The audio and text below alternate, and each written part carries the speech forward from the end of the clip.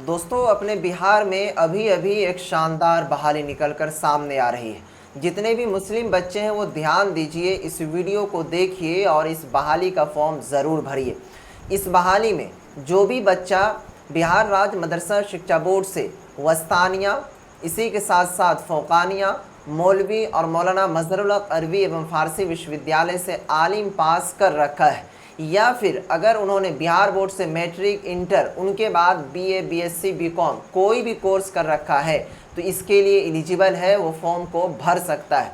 अब आइए इस वीडियो में आपको हम पूरी डिटेल्स के साथ बताते हैं कि ये बहाली कौन सी डिपार्टमेंट की है, इसमें कितने पोस्ट हैं, कब से फॉर्म अप्लाई होगा, काम काज क्या करना होगा। सबसे पहले देखिए दोस्तों, ये जो नोटिस है वो निकल चुका है बहाली से संबंधित। यहाँ देखिए, बिहार पुलिस अवर सेवा आयोग, ठीक है। यहाँ पर आपको मैं बताते चलूँ कि गृह विभाग विशेष शाखा बिहार पटना के अंतर्गत बिहार गृह रक्षा वाहिनी सेवा संवर्ग में आम अभ्यर्थियों से गुल्म समादेशक, यानी कि इसका इंग्लिश होता है कंपनी कमांडर के रिक्त पद पर प्रतियोगिता परीक्षा के आधार पर सीधी नियुक्ति हेतु विज्ञापन। यानी कि दोस्तों, अगर इस पद का नाम आपको मैं बताते चलूँ तो कंपनी कमांडर का ये पद है। अब कंपनी कमांडर कहने का ये मतलब नहीं कि कमांडर वो वाला, ये 100% सरकारी जॉब है, समझने की कोशिश कीजिएगा।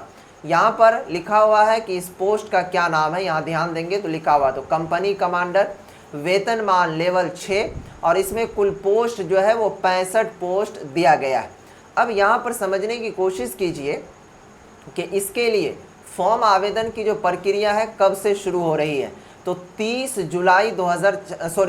जून 2026 से शुरू हो रही है और 30/7/2026 तक, यानी कि 1 महीना इसका फॉर्म भरा जाएगा। उसके बाद जब आगे चलेंगे तो यहाँ पर आपको मैं बता दूं कि आवेदन के लिए पात्रता।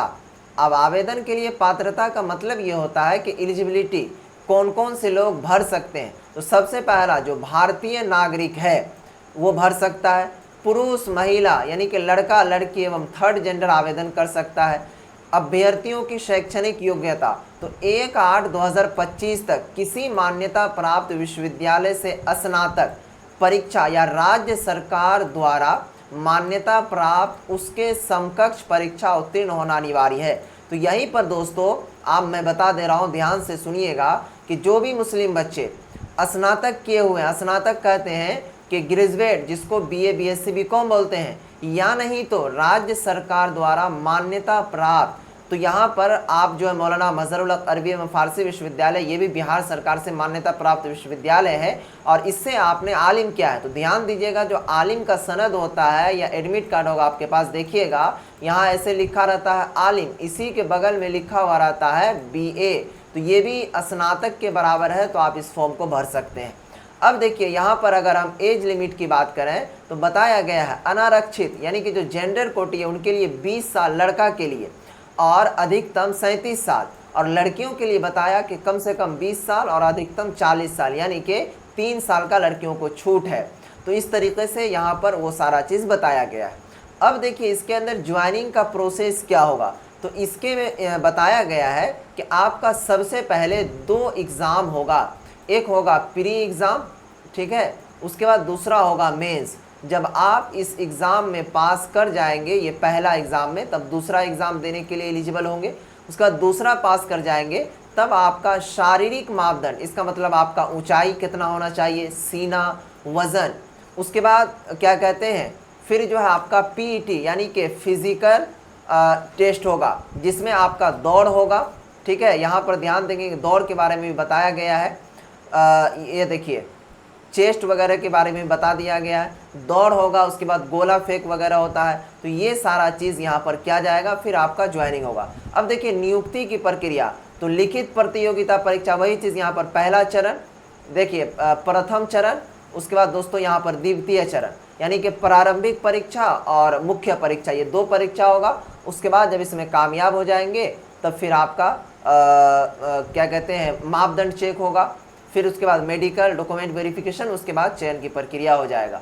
तो इस नोटिस को हम डाल दे रहे टेलीग्राम में, वहाँ से आप जाकर पढ़ सकते हैं। तो जो मदरसों के अंदर मदरसा से तालीम हासिल करते हैं तो सिर्फ डिग्रियों को अपने पास समेट कर मत रखिए, जो बिहार सरकार के अंदर बहाली आती है वो निचोड़ निचोड़ कर वीडियो देते हैं कि इसमें भरिए तो ये बहाली है, लेकिन फिर भी आप लोग नहीं भरते, पता नहीं कौन बहाली के ख्वाब में रहते हैं। तो डिग्री आपको प्रोवाइड कर रहा है कोई, तो आप उसका फ़ायदा लीजिए, न कि उसको बोरा के अंदर रखिए। समझ गए? अगर आपके पास आलिम की सनद नहीं है तो बराए मेहरबानी इस वीडियो को कम से कम शेयर कर दीजिएगा, तो किसी बच्चे का भला हो जाएगा। तो 30 तारीख आने दीजिए, उस दिन हम वीडियो डालेंगे कि किस तरीके से आपको फॉर्म भरना है। फॉर्म भरेंगे, उसके बाद एग्ज़ाम की तैयारी करेंगे। और याद रखिए, ये जो सोचिएगा कि हम केवल घर में बैठे रह जाएंगे, सुतले रहेंगे और मेरा ज्वाइनिंग हो जाएगा, तो ये सब दिमाग से बात निकाल दीजिए, क्योंकि यहाँ पर मात्र 65 ही पोस्ट है। लेकिन जब ये फॉर्म भरैया होगा तो कुल मिलाकर के लाख, 1.5 लाख, 3 लाख, 4 लाख फॉर्म से कम नहीं गिरेगा। आप समझ सकते हैं। तो आप कितना कंपटीशन है समझ लीजिए। तो एग्ज़ाम की तैयारी रगड़ कर करना होगा, और हिंदी, इंग्लिश, मैथ, रीजनिंग, ये सारा चीज़ आपको टू टंच करना होगा। केवल आलिम की डिग्री लेने से ही काम नहीं चलेगा, उसका तो मान्यता है BA, BSc, BA के लेवल के मान्यता बराबर। लेकिन आपको जब आगामी की परीक्षा की तैयारी करेंगे तो ये सारा चीज़ आपको मजबूत होना चाहिए। तो ये सारा चीज़ आपको ध्यान में रख करके फॉर्म भरना और तैयारी करना है। शुक्रिया, खुदा हाफिज़।